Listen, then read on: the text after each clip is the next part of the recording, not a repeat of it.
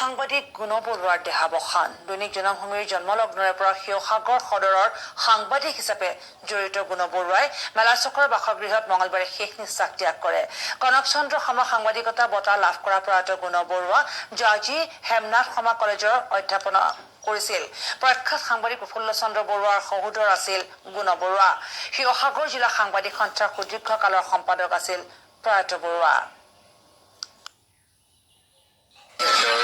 আমি শিৱসাগৰবাসী যথেষ্ট মৰ্মাহত হৈছোঁ যোৱা 4টা দশক ধৰি জনমভূমিৰ প্ৰতিবেদক হিচাপে সাংবাদিক হিচাপে গোটেই জিলাখনৰ উপৰিও অসমতে পৰিচিত তাৰ দুটামান কাৰণ হৈছিলে তেখেতৰ সাংবাদিকতাৰ যিটো নীতি জাৰ্নেলিষ্টিক এথিক্স বুলি কয় তাৰ প্ৰতি তেখেতৰ যিটো শ্ৰদ্ধা আনুগত্য তেখেতৰ হেৰিটো